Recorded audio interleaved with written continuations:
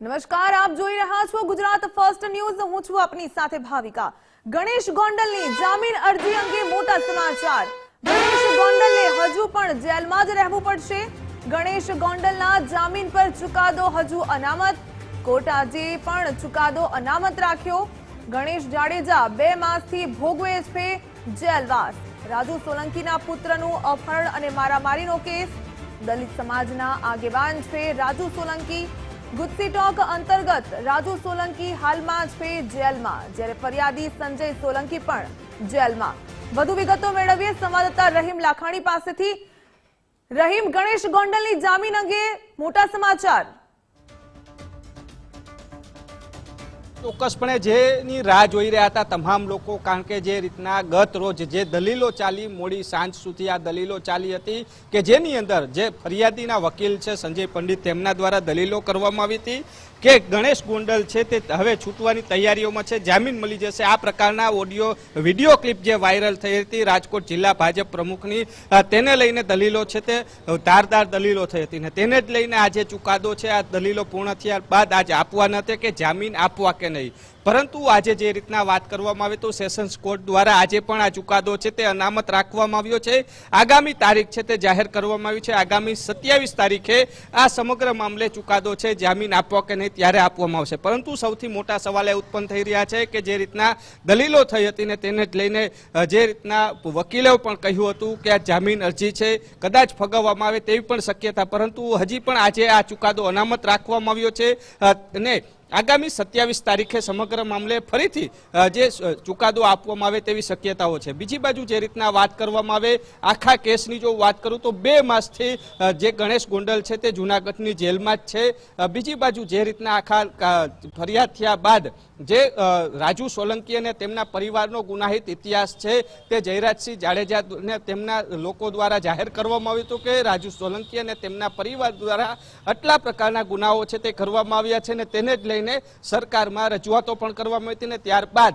ગુસ્સી ટોકનો case છે તે નોંધવામાં આવ્યો હતો। રાજુ સોલંકી અને તેનો પુત્ર છે તે બંને પણ હાલ જે જેલ હવાલે હોવાની વિગત છે, અલગ અલગ જેલમાં, કોઈ સુરત જેલમાં અને એક વડોદરા જેલમાં રાખવામાં આવ્યાની વિગત પણ સામે આવી છે। એટલે કહી શકાય કે હવે ગણેશ ગોંડલ છે હજી તેમને જેલમાં રહેવું પડશે। 27 તારીખે કોર્ટ દ્વારા શું નિર્ણય લેવામાં આવશે તે 27 તારીખે જ ખબર પડશે। પરંતુ જે રીતના વાત કરવામાં આવે તો 2 માસ જેટલો સમય થઈ ગયો છે કે ગણેશ ગોંડલ છે તે જેલમાં છે ને હજી પણ તેને 27 તારીખ સુધી તેને જામીન મળશે કે નહીં તે 27 તારીખે જ ખબર પડશે। એટલે કહી શકાય કે હજી પણ ગોંડલ ગણેશ છે, ગણેશને હજી પણ જેલમાં રહેવું પડશે તેવા સમાચાર છે તે સામે આવ્યા છે। જી રહીમ, આપ અમારી સાથે જોડાયેલા રહેશો। ન્યૂઝરૂમથી એસોસિએટ એડિટર ધર્મેશ વૈદ્ય પણ જોડાઈ ગયા। ધર્મેશ, ગણેશ ગોંડલને હજુ પણ જેલમાં રહેવું પડશે। ભાવિકા, જેલવાસ લંબાવાયો છે। સૌથી મહત્વની વાત એ છે કે આજે લોકોને એક ઇંતજાર પણ હતો કે શું થશે, ગણેશ ગોંડલને આઝાદી કે જેલવાસ લંબાશે। પણ જુનાગઢ સેશન્સ કોર્ટમાં જે ચુકાદો હતો એ હવે 27 ઓગસ્ટ ઉપર ગયો છે અને સૌથી મહત્વની વાત એ છે કે 2 માસથી વધુ જે રાજુ સોલંકીના પુત્રના અપહરણ અને લૂંટના અપહરણ અને એમને માર મારી અને વિડીયો ઉતારવાનો જે મામલો છે એમના ગુનામાં એ જેલવાસ ભોગવી રહ્યા છે। દરમિયાન અત્યારે જે આપણી ગુજરાત ફર્સ્ટની ટીમના અને સિનિયર જે રહીમે જે વાત કરી કે 27 ઓગસ્ટ જે નિર્ધારિત મુકરર કરાઈ છે એટલે જેલવાસ લંબાયો છે। 2 માસથી વધુ ગણેશ ગોંડલ સહિત એમના જે 11 લોકો છે એ જેલમાં છે અને એવા સમયે ગઈકાલે બંને પક્ષની સુનાવણી બાદ એવું લાગતું હતું ભાવિકા કે આજે ચુકાદોમાં જામીન મળશે એટલે આઝાદી કે જેલવાસ। પણ અત્યારે જે માહિતી મળી રહી છે કે જે જુનાગઢ સેશન્સ કોર્ટમાં જે આ તારીખ છે ચુકાદાની એ 27 ઓગસ્ટ તરફ ગઈ છે અને 27 ઓગસ્ટે આ તારીખ મુકરર કરાઈ છે। આવા સંજોગોમાં અત્યારે એક ઉલ્લેખનીય પણ ભાવિકા એ જરૂરી છે કે હાઈકોર્ટમાં પણ રિવિઝનલ રિમાન્ડ માટે પોલીસે રિવિઝનલ રિમાન્ડ માગી છે, એ અંતર્ગતની અરજી છે। ઉપરાંત એ જે છે એ પણ સપ્ટેમ્બરમાં તારીખો છે। એટલે આ રીતે જોઈએ તો જેલવાસ લંબાયો છે અને આજે જે કહી શકાય કે જુનાગઢ સેશન્સ કોર્ટ ઉપર સૌની મીટ હતી કે શું ચુકાદો આવે છે ત્યારે અત્યારે 27 તારીખ નિર્ધારિત કરાઈ છે। જી છે રાજુ સોલંકીના વકીલ છે આપણી સાથે જોડાયા। સંજયભાઈ, આજનું કઈ રીતનું છે? ગઈકાલે દલીલો થઈ, આજે ચુકાદો આવવાનો હતો પણ 27 તારીખ પડી છે, શું કહેશો? જી હજી આજનો ચુકાદો આવવાનો હતો, પરંતુ હજી ચુકાદો અનામત રાખવામાં આવ્યો છે અને હવે ફરી જે વધારે નેક્સ્ટ મુદત જે છે 27 ઓગસ્ટ 2024 નામદાર કોર્ટે મુકરર કરી છે એ દિવસે હવે ચુકાદો જાહેર થશે એવું નામદાર કોર્ટે જણાવ્યું છે. સંજયભાઈ, આ જે જુનાગઢ સેશન્સ કોર્ટનો મામલો છે, પણ હાઈકોર્ટમાં પણ એકાદ રિવિઝન રિમાન્ડનું છે, એ બાબતે આપ શું કહેશો? જી, હાઈકોર્ટમાં હજી રિમાન્ડની રિવિઝન પેન્ડિંગ છે. એમાં જે અગાઉ ગણેશ ગોંડલના રિમાન્ડ નામંજૂર થયા હતા એને સરકાર દ્વારા ચેલેન્જ કરવામાં આવી છે અને એમાં જો કોઈ પોઝિટિવ રિઝલ્ટ આવે અને આરોપીઓના રિમાન્ડ છે મંજૂર કરવામાં આવે તો ફરી પાછી પોલીસે છે એ તપાસ આગળ ચલાવી શકશે. જી સંજયભાઈ, ગઈકાલે જે દલીલ થઈ એમાં પક્ષકાર તરીકે આપના તરફથી, એટલે આપના રાજુ સોલંકીના પરિવાર તરફથી અલ્પેશ ઢોલરિયાનો જે વાત હતી, એમણે કીધું ગણેશ આવી રહ્યો છે અને એ વાત પણ કંઈક રજૂ થઈ હતી, એ શું છે?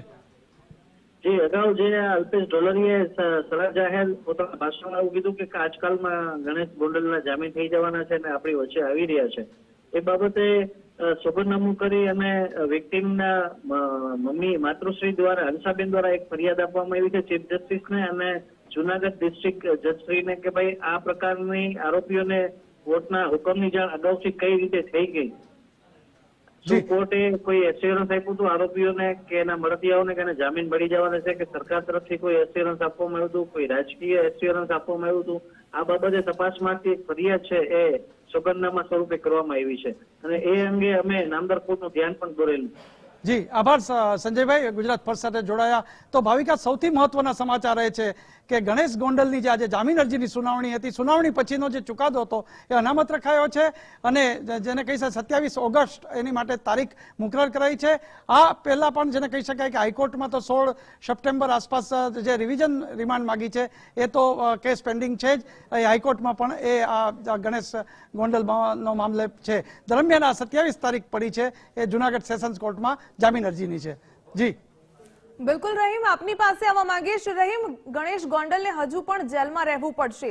27 ઓગસ્ટના રોજ હવે જે ચુકાદો અનામત રાખવામાં આવ્યો તે સંદર્ભે કોઈ ચુકાદો સામે આવી શકે, તે ત્યારે કોઈ વાતચીત સામે આવી શકે? શું લાગી રહ્યું છે કે સમગ્ર પ્રકરણમાં ખાસ કરીને આટલું જે 2 માસથી જેલવાસ ભોગવી રહ્યા છે છતાં પણ અનામત રાખવામાં આવ્યો ચુકાદો?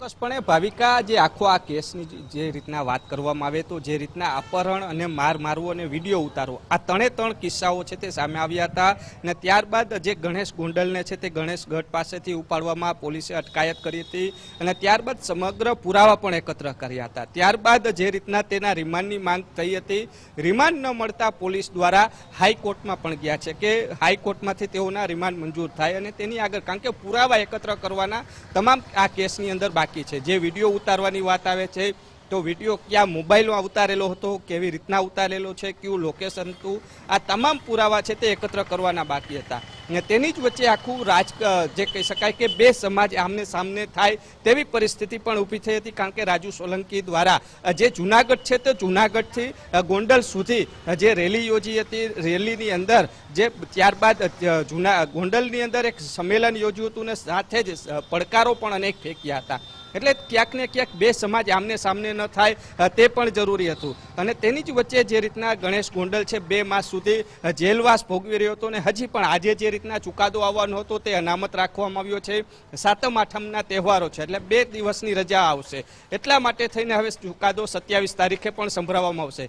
બીજી બાજુ જે ગઈકાલની દલીલોની જો વાત કરું તો ગઈકાલની દલીલોમાં પણ બંને પક્ષો દ્વારા જે રીતના દલીલો થઈ હતી, જે સંજય પંડિત જે રાજુ સોલંકીના વકીલ છે તેણે થોડી વાર પહેલા જ વાત કરી કે જે રીતના રાજકોટ જિલ્લા ભાજપ પ્રમુખે અગાઉ એક વિડીયોની અંદર કહ્યું કે 2-3 દિવસની અંદર ગણેશ ગોંડલ હવે આપણી વચ્ચે આવવાના છે. એટલે આ મુદ્દો પણ ક્યાંક ને ક્યાંક કોર્ટની અંદર એક દાખલો બેસાડવા માટે પણ કહી શકાય છે કે કોર્ટ દ્વારા એટલે પણ કદાચ આ હજી પણ ચુકાદો અનામત રાખવામાં આવ્યો હોય. કારણ કે જે રીતના તહેવારો પહેલા જ સામે જો ચુકાદો આપે તો તહેવારોમાં ગણેશ ગોંડલ હાજરી આપે ને જે આ વિડીયો ક્લિપ જે જાહેર થઈ છે તે ક્યાંક પુરાવા પણ થઈ, એટલા માટે આ દલીલો પણ થઈ છે. હાઈકોર્ટની અંદર જે સોગંદનામું પણ રજૂ કરવામાં આવ્યું છે. એટલે કહી શકાય કે આ તમામની વચ્ચે આજે ચુકાદો અનામત રાખવામાં આવ્યો છે એટલે મોટી વાત કહેવામાં આવે છે. કારણ કે જામીન આપવા કે નહીં આ મોટા ભાગે 1 કે 2 વખતમાં ડિક્લેર થઈ જતું હોય છે, પરંતુ હજી પણ અનામત રાખવામાં આવ્યો છે. એટલે કહી શકાય કે જે રીતના ગણેશ ગોંડલ 2 માસથી જેલમાં છે તો હજી પણ તેને જેલમાં જ રહેવું પડશે. જી રહીમ, ધન્યવાદ તમામ જાણકારી સાથે જોડાવા બદલ. ન્યૂઝરૂમથી ધર્મેશ પણ જોડાયા હતા. ધર્મેશ, આપનો પણ ધન્યવાદ. ગણેશ ગોંડલને હજુ પણ જેલમાં રહેવું પડશે. ચુકાદો અનામત રાખવામાં આવ્યો.